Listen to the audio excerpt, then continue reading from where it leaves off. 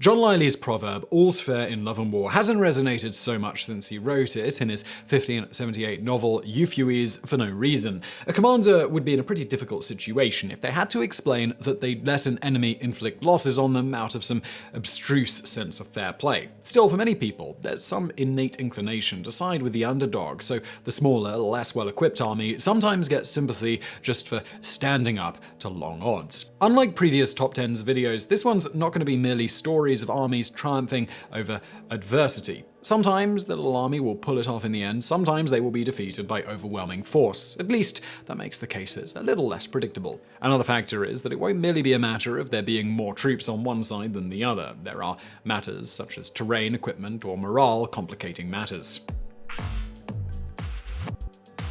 Number 10. Battle of the Persian Gates. In 330 BC, Alexander the Great's war against Persia was still any man's game. The Greeks had defeated Persian Emperor Darius III at Issus, but the Persians could still raise another army and fight again if they had time. Time it befell Ariobarzanes, the commander of Persian garrison at the mountain pass known as the Tangi Mehran, to provide. With a force of between 700 and 2,000, he stood against Alexander's more than 40,000, a sort of reverse of the Battle of Thermopylae as depicted in 300.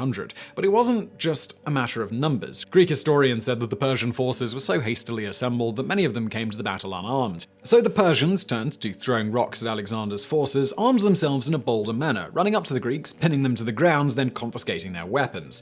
It was as if the Persians were answering King Leonidas's famous "come and get them" challenge at Thermopylae in the grandest style. Alexander was so flummoxed with the ferocity of the resistance that it took him a month to take down the Persian troops. By some accounts, the battle mirrored the famous Battle of Thermopylae even closer because Alexander had to rely on local guides for a path onto the Persian flanks. Many historians also agree that Ariobarzanes fought to the bitter end, personally charging into the Greek ranks. It was also said that the Persians at the gates inflicted the largest number of casualties on the Greeks that any force did during the conquest of Persia. Number 9. Battle of Fei River. In 383 AD, the Qing dynasty and the Jin dynasties were engaging in one of ancient China's many civil wars. Their armies were nothing like even matched, as the forces of the Qing dynasty had recently conquered the city of Xiangyang, and thus their strength was at a height so that they could call on mercenary troops from an array of provinces, particularly cavalry units from Jiangbei and Jiangnu.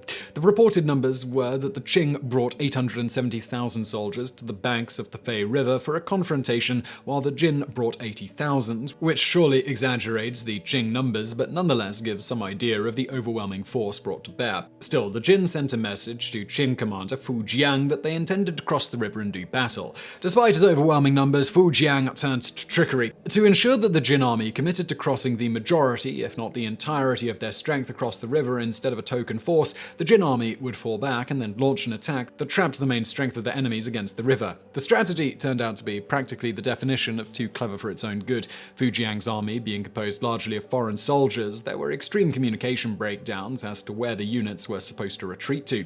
Some didn't even know it was a strategic retreat instead of a capitulation. As a result, paths became jammed, some soldiers left the field entirely, and the Jin were able to seize the opportunity and attack their numerically superior but hopelessly confused foes and turn the debacle into a rout. Thus was the Jin dynasty saved, as the Qin dynasty collapsed into years of civil war, delaying the unification of China by centuries. Number 8. Battle of Karbala. From the beginning of their history, soldiers marching under the banner of Islam have fancied themselves the underdogs. The first battle organized followers of Muhammad ever fought was the 624 AD Battle of Badr, which they won while outnumbered 3-1. So, in a similar spirit, in 680 AD, the children of the murdered fourth caliph rode to Al-Kufa with 72 soldiers, led by Hussein ibn Ali, to organize a rebellion. Unfortunately for them, word of their approach got out, and the accused usurper Yazid was able to assemble an army of thousands to meet them. This compelled the loyalists of the fourth caliph to turn to a bold strategy, which turned out to be suffering such a crushing one-sided defeat that historians like Sharon Laboda would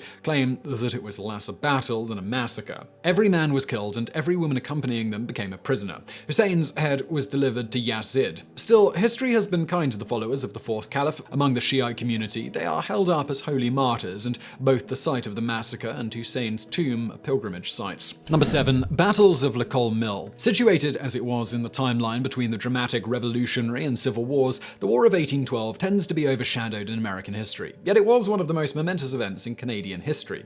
The tone was set for it when a column of 650 American troops with Native Americans in support invaded as part of a campaign to conquer Montreal, Quebec. The Canadians only had 40 soldiers to stop them and withdrew from the area of Lacole, which the Americans subsequently burned down. The Americans then moved to the border for the main invasion, and the situation became hopelessly confused when uneasy American militiamen fired on them. Unusually for military history, the Americans got to declare something of a do-over. In 1814, Major General James Wilkinson marched on Lacole, this time with 4,000 soldiers, a good mix of which for infantry and cavalry, and 11 artillery pieces.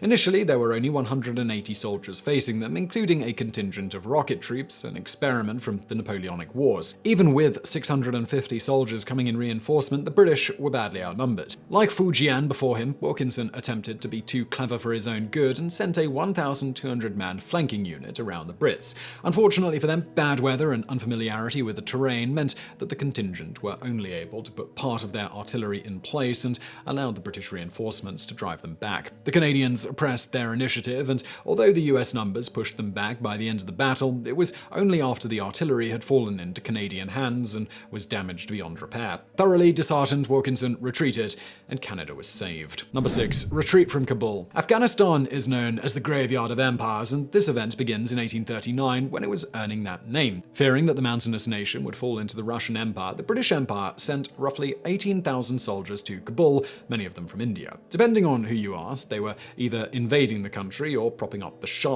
The general population made their opinions clear when the Shah was assassinated in 1841 as part of a rebellion. In the outlying city of Cherbourg, the garrison was completely massacred. In Kabul, the situation was so hopeless that less than 5,000 soldiers were able to escape on January 6, 1842, into the Afghan winter. As if that weren't a sufficiently harrowing situation, they were also accompanied by more than 10,000 non-combatants in the forms of family and various refugees. They faced a 90-mile journey through mountainous terrain. Initially, advanced pursuers of the rebellion harried them, but soon the greater problem in the trek through the mountains was the mountain brigands that would take potshots at the freezing, starving columns. That was until a large unit of Afghan troops intercepted them at the Kurd-Kabul Pass and began obliterating the fleeing group with no mercy. For a long time, the only known survivor was Assistant Surgeon William Bryden, who rode a staggering wounded horse to Jalalabad in safety. Later research pointed out that dozens of British officers and family members, along with thousands of Indian troops, would eventually turn out to have also survived. Still, there was little denying the staggering defeat, an ominous sign for the British Empire's plans in Afghanistan. Number 5.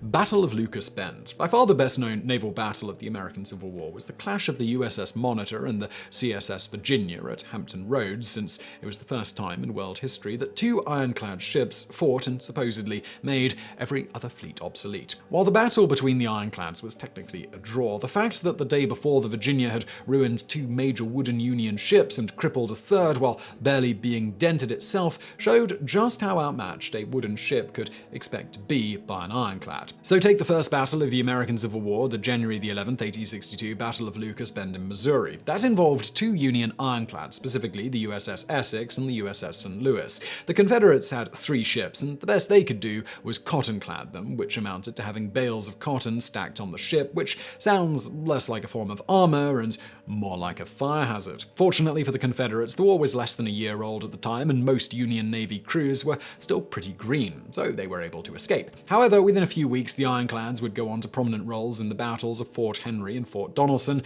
vitally important Union victories, which brought in more than 12,000 prisoners and paved the way for the Union to control the Mississippi River.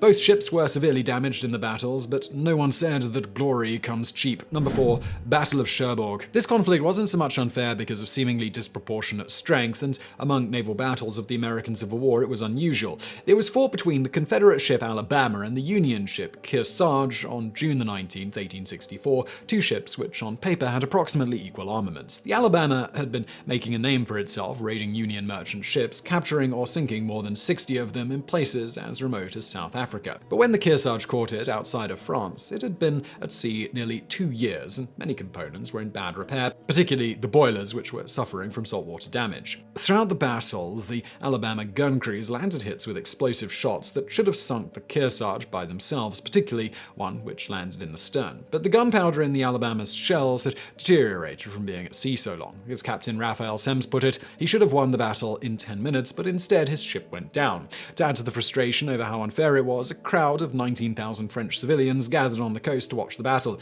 Many of them placed bets on the battle's outcome, with the Alabama being the favorite. Number 3. Battle of Acosta Ñu. The War of the Triple Alliance was surely the costliest war for a single nation of the 19th century. The nation was Paraguay, which had the misfortune of being led by the extremely arrogant and aggressive Mariscal Lopez. When the White Party was overthrown in Uruguay, in part by support from Brazil in 1864, Lopez declared war on both nations, and then, because its government would not allow the Paraguayan army to pass through their territory, also Argentina. The folly of this became apparent when Paraguay's 50,000-person army found itself outnumbered 10-1. While Lopez's troops would pull off some startling victories over the course of 6 years, it was largely a matter of grinding the hopelessly outmatched nation down. By 1869, Lopez's army was forced to make a stand in Acosta Ñu with only about 3,500 to 4,500 troops. They faced roughly 20,000 Brazilian troops, but the situation was actually much more dire than even that. The Paraguayan army had been reduced to largely depending on child soldiers, 15 years old or younger, and according to legend, a number of them had painted on false facial hair. The confrontation was again regarded as more of a massacre than a battle. When the war concluded, it had cost the Paraguayans more than half their people and reduced their male demographic to under 20% of the population. In no small part, the staggering losses were because Lopez had tortured and killed a large number of his own people to keep the population in line, in addition to all the starvation and disease from blockades. Rarely has an underdog story had a less inspirational ending. Number 2. Battle of Jadaville. In 1960, the Democratic Republic of Congo declared independence from Belgium. The following year, the Katanga province declared independence from the new nation. The United Nations dispatched peacekeepers to try and assist the government as it set up infrastructure, including 157 Irish soldiers that were sent to the mining town of Jadotville to protect Belgian settlers. Sensing an easy win and an opportunity to take dozens of prisoners, on September the 13th, a 3,000 mass of Katagan troops, supported by French and Belgian mercenaries, attacked. Beyond the staggering numerical advantage, the attackers had artillery pieces and a training jet in support with very real weapons on it that were used to strafe the position. With all this arrayed against them, the UN peacekeepers were amazingly able to hold out for days while suffering only 5 casualties, none of which were deaths in action. The attackers suffered around 300. Nevertheless, the Irish surrendered. Fortunately, the UN was able to negotiate their release, and by December they were back home. Unfortunately, and extremely unfairly, they were largely denounced for surrendering at all despite the circumstances. Between their treatment and the psychological toll of the struggle, 5 of the soldiers took their own lives, meaning that the aftermath was far deadlier than the conflict itself. Even belated honors, such as the 2016 movie The Siege of Jadaville, wouldn't make up for that. Number 1. Hill 3234. In the Western Hemisphere, the focus of the 9-year Soviet-Afghan War is that it contributed to the fall of the Soviet Union, again Afghanistan being the graveyard of empires, and that the US support for the Mujahideen came back to grievously bite the US on September the 11th, 2001. Yet, for the Soviets, there were moments of great heroism against incredible odds, even during the withdrawal. One of the vitally needed supply routes was outside the city of Gardez, and on January the 7th, 1988, 39 members of the 9th Company of the 345th Guards Airborne Regiment deployed on Hill 3234, just in time to be attacked by about 400 Mujahideen fighters. The firefight would last most of the day and would leave 6 of the Soviet paratroopers dead and 28 wounded,